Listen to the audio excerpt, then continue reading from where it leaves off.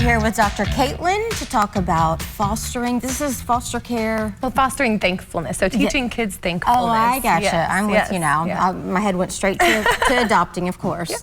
Yes. She knows a lot about. Yeah, absolutely. But yeah, so fostering thankfulness in kids is something that's very difficult sometimes. Yeah, it is, but it's so important, and it's something that they've done studies that as you become an adult, those people who are constantly, thinking about the things that are good in their life and thinking about the positive are going to have better mental health, better social relationships, and so starting that from a young age is really important because it is something, like you said, that's learned. It's not something that comes natural to all people. And how much is like parent driven too? Right, a lot of it, because that's where they get most of it, right? So it's in the home. So I mean, it starts very simple.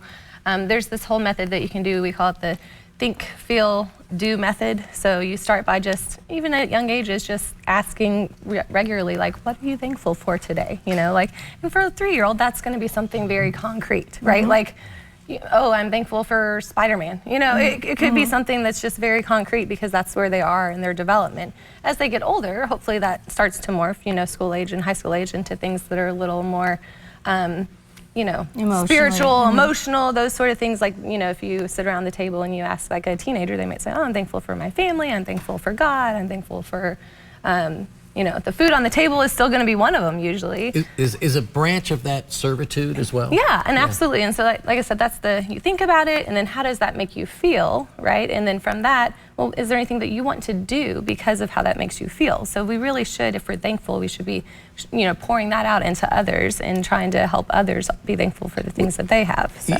Thankful for what you have, but also for what others don't, and sharing with them. And that kind of is why I brought that servitude thing. Yeah. And the only reason, being from the sports field, is one of John Calipari's pillars is servitude. Yeah, absolutely. And each year he has his entire team go and wash children's feet and give them shoes and things like that.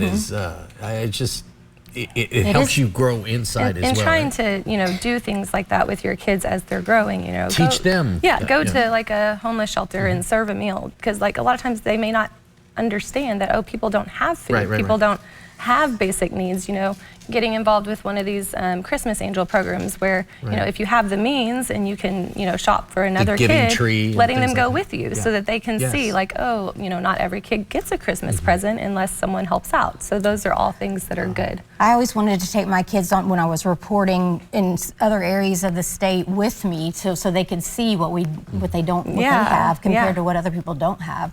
Well, you're going to stick around with us for the next segment. Absolutely. So stay with us. We'll be right back on GMK.